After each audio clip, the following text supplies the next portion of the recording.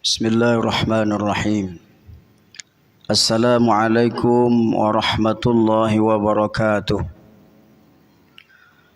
Alhamdulillahi rabbil alamin. Wassalatu wassalamu ala sayyidil mursalin sayyidina wa maulana Muhammadin wa ala alihi wa ashabihi wa dhurriyyatihi ajma'in, amma ba'd. Rabbi israh li sadri wa yassir li amri wahlul 'uqdatam min lisani yafqahu qawli. Rabbi a'udzubika min hamazatis syayatin wa a'udzubika rabbi ay yahdurun. Sadaqallahul azim wa sadaqa rasuluhul karim.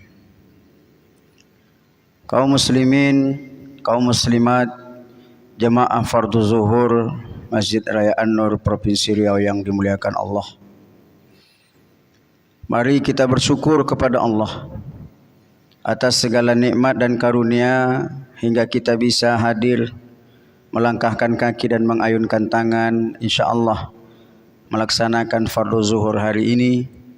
Dan semoga segala amal ibadah kita dinilai pahala di sisi Allah Subhanahu wa taala, dan setiap khilaf dan salah kita dibukakan pintu ampunan oleh Allah.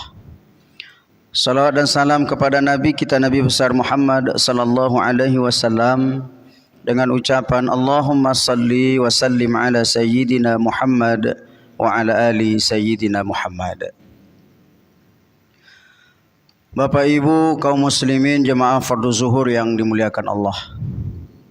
Di dalam Al-Quran ada sebuah surah yang Allah ambil surah ini dari nama salah seorang hamba yang mulia, yang dia bukanlah seorang nabi ataupun rasul. Dia bukan pula seorang raja yang memiliki istana dan tahtanya.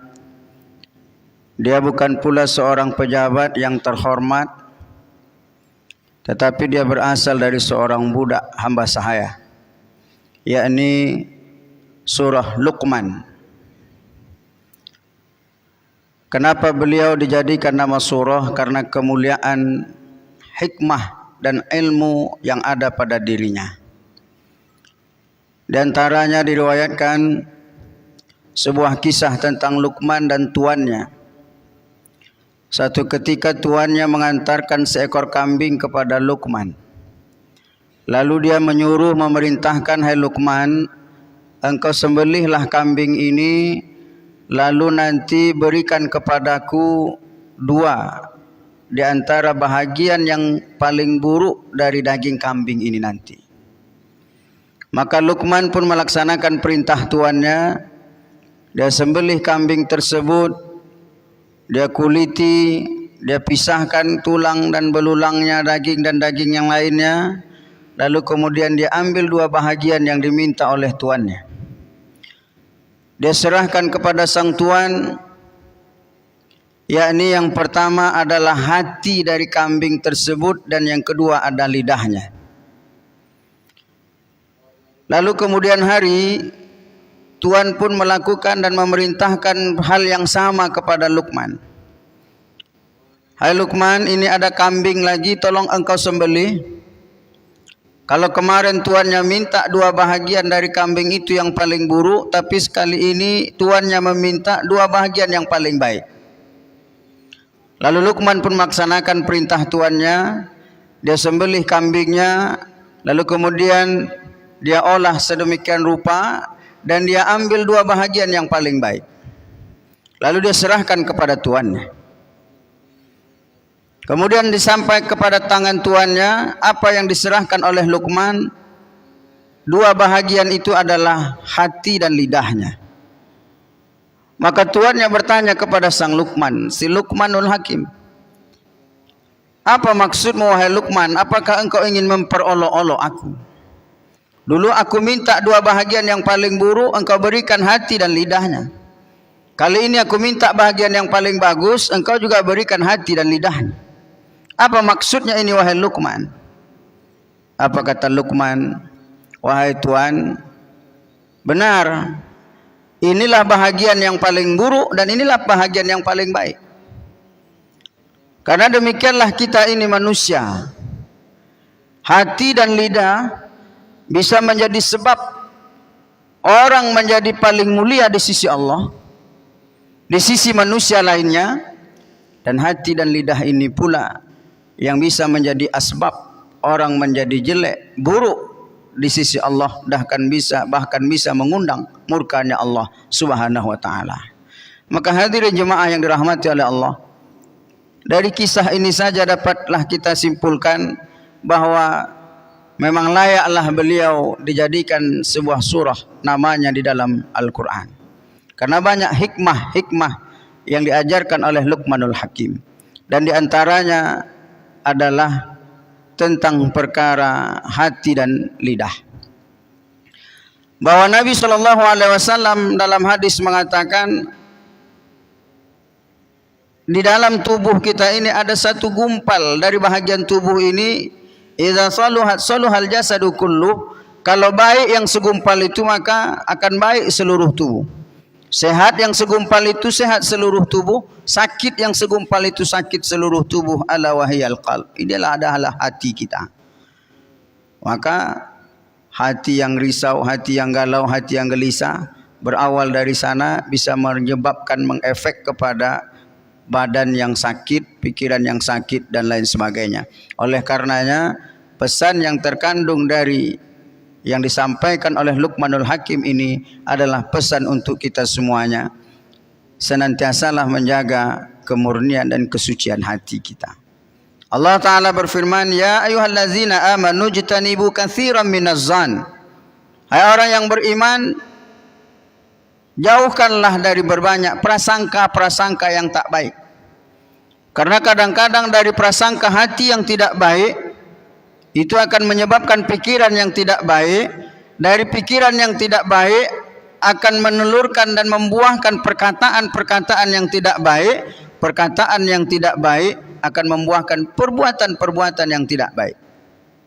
Berawal dari kejernihan dan kemurnian prasangka, terlebih prasangka itu kepada Allah Subhanahu wa taala. Ana ala zanni abdi, aku tergantung prasangka hamba kepada aku, kata Allah. Baik prasangka kita, maka baiklah yang akan dapat. Baik prasangka kita, maka baiklah yang akan diberikan oleh Allah Subhanahu wa taala. Maka hati-hati dalam menjaga hati ketika berprasangka. Prasangka kepada Allah, prasangka kepada orang lain. Hati yang penuh prasangka yang buruk, maka akan menelurkan sikap yang buruk.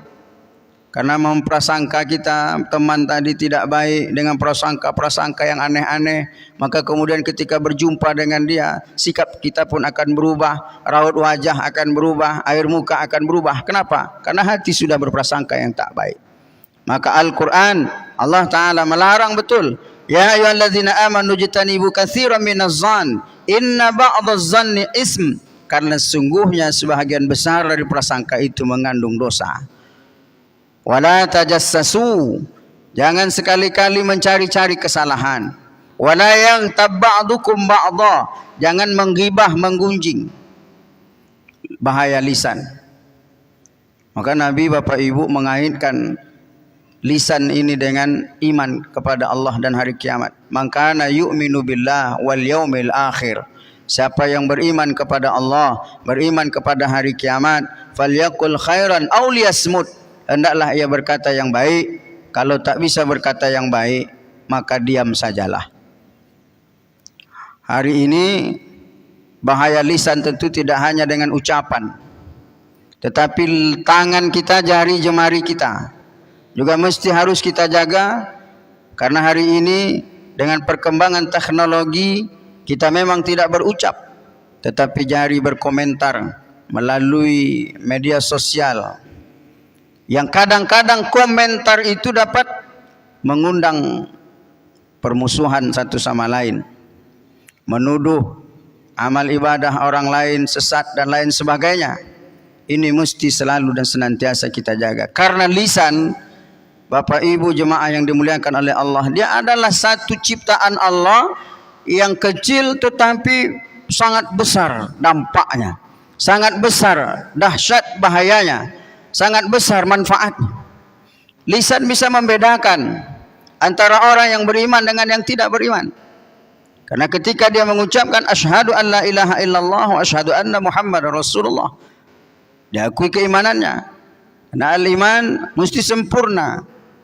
Tasdiqum bil qalbi wa takrirum bil lisan wal amalu bil arkan. Hatinya mesti beriman, lidahnya mesti berucap. Maka dengan lisan bisa membedakan mana yang beriman dan tidak beriman. Dan dengan lisan pula, dengan lidah pula, bisa menjadi sebab orang lain mendapatkan karunia Allah berupa kenikmatan-kenikmatan surganya. Karena dengan lidahnya yang senantiasa berzikir, lidahnya yang senantiasa berkata-kata yang baik, lidahnya yang senantiasa mengandung hikmah dan kebaikan-kebaikan, maka di saat itu lidah akan menjadi penolong kelak di hari kiamat di hadapan Allah Subhanahu wa taala, karena dipakai untuk perbuatan yang baik. Tetapi sebaliknya, lisan yang tak dipergunakan dan tidak dijaga dengan baik, ia juga akan menjadi asbab pemiliknya akan menjadi celaka di hadapan Allah. Dan anggota tubuh yang lain, tangan, kaki, kepala, badan kita selalu meminta dengan hormat kepada lidah untuk menjaga dirinya agar tidak melakukan perbuatan-perbuatan yang dimurkai oleh Allah Subhanahu wa taala. Karena di antara keselamatan mereka tergantung kepada bagaimana lidah dan lisan bisa menjaga dari perbuatan-perbuatan yang dilarang, dimurkai oleh Allah Subhanahu wa taala. Maka hadirin jemaah yang dimuliakan oleh Allah, dua hal ini dalam kesempatan zuhur yang singkat mesti selalu kita perhatikan dan selalu menjadi perhatian kita bersama, bahwa hati kita mesti selalu kita jaga dari prasangka-prasangka yang tidak baik, bahwa lisan kita mesti selalu kita jaga dari perkataan-perkataan yang tidak baik, yang tidak diridhai oleh Allah Subhanahu wa taala. Yang dengan demikian mudah-mudahan selamat perjalanan hidup dunia kita, selamat hendaknya perjalanan hidup di akhirat kita kelak. Mudah-mudahan ada manfaatnya. Banyak maaf bila taufik wal hidayah. Wassalamualaikum warahmatullahi wabarakatuh. Waalaikumsalam. Bismillah. Allahu akbar. Allahu akbar.